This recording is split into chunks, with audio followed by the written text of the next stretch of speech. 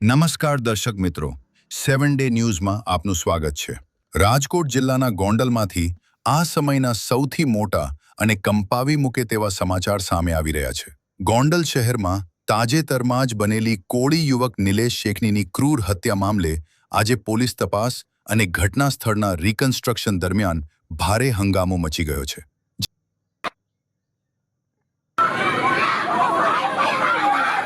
राते 2-2:30 वागे आव्यो मारी नोयो गयो अमारी घरे ओला घरे अमे हुता था न्या आव्यो अने न्या धबाधबी थई तई अमने खबर पड़ी आरोपी में हतो विशाल बावरियो मारा धणी उपर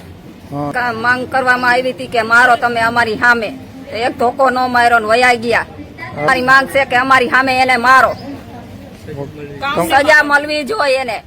અને ગાંઠના પોલીસ વાળા એમ કહીને ગયા કે તમારી ઉપર કેસ થાય શેનો કેસ થાય અમારા ઘરનું માણા અમારું ગીસે એનું કોઈનું ગીસે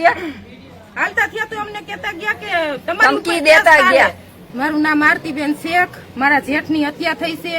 એને 2 દી પહેલા મારી નાખવામાં આવ્યા છે રાતે 3 વાગે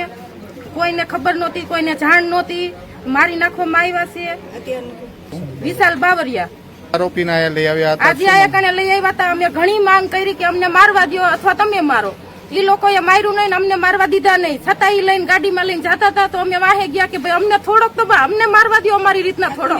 અમારા જેઠને માર્યો છે આ કોઈના બાપને માર્યો છે તો અમારે હક બને છે એટલો મારવાનો ઈ લોકોએ અમારી સામે એક ધોકો ન માર્યો અમને ન મારવા દીધા અને બીજા નંબરમાં એના જે મોટા સાહેબ આવ્યા હતા એને એમ કીધું કે હવે તમે તમારી ઉપર કેસ કરશું અને તમારો કેસ હા બોધો કરી નાખશું એમ કહીને ગયા છે અમને